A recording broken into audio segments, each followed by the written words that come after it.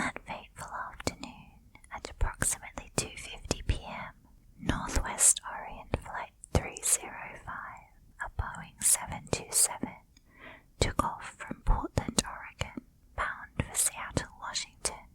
Among the 36 passengers and 6 crew members on board was a man who would soon be known as D.B. Cooper. Shortly after takeoff, Cooper handed a note to a flight attendant, Tina Mucklow, indicating he had a bomb and was taking control of the plane. His demands were specific: $200,000 in cash, 4 parachutes, and a fuel truck standing by in Seattle for a swift getaway. Recognizing the gravity of the situation, the authorities decided to comply with Cooper's demands, prioritizing the safety of the passengers and crew. In accordance with Cooper's instructions, the plane landed at Seattle-Tacoma International Airport. The ransom money and parachutes were delivered, and the passengers were allowed to disembark, leaving just 6 crew members and Cooper on board. The aircraft took off once more, this time heading for Mexico City, flying at a low altitude and reduced speed at Cooper's insistence. It was over the rugged terrains of the Pacific Northwest that Cooper executed a plan that defied both logic and gravity. Opening a rear stairway door, he donned one of the parachutes and in the pitch-black night leapt into the void below. As the plane continued its course, Cooper vanished into the wilderness. In the aftermath of the hijacking, the FBI initiated one of the most extensive manhunts in its history. An army of agents, aided by aerial reconnaissance and ground searches, scoured vast swathes of the rugged Pacific Northwest terrain. This pursuit was augmented by civilian volunteers who combed the wilderness, eager to contribute to the resolution of the case.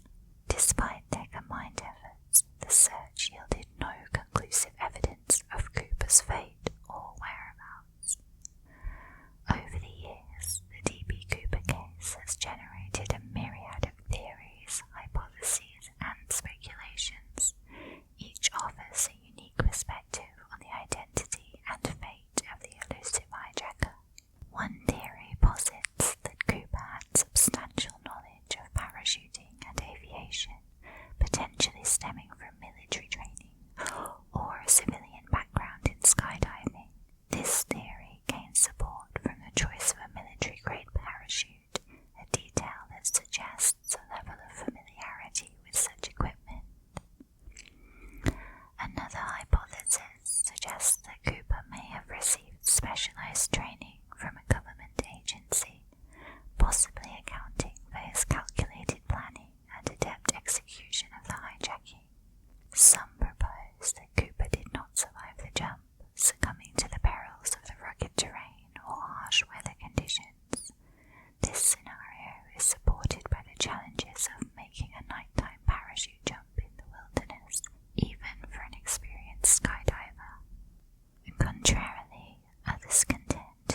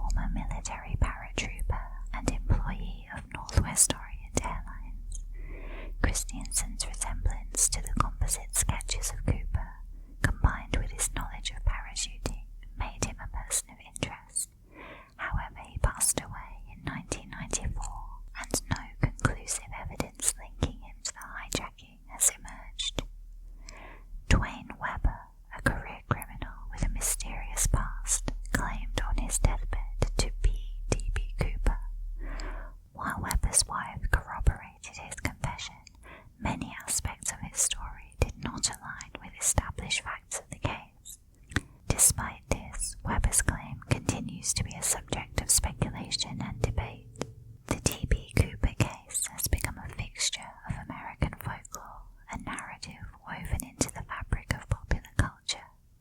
It has inspired a wealth of books, documentaries, and movies, each offering its own interpretation and analysis of the enigma. The legend of D.B. Cooper has become a symbol of audacity and mystery, and the tale of the man who vanished into the night with a fortune in ransom money continues to captivate audiences worldwide. In literature, Cooper's story has been the subject of numerous novels, both fictional and non-fictional, exploring various scenarios and theories surrounding the case. Documentaries have delved into the investigative efforts, featuring interviews with witnesses, experts, and law enforcement personnel. Movies and television shows have also seized upon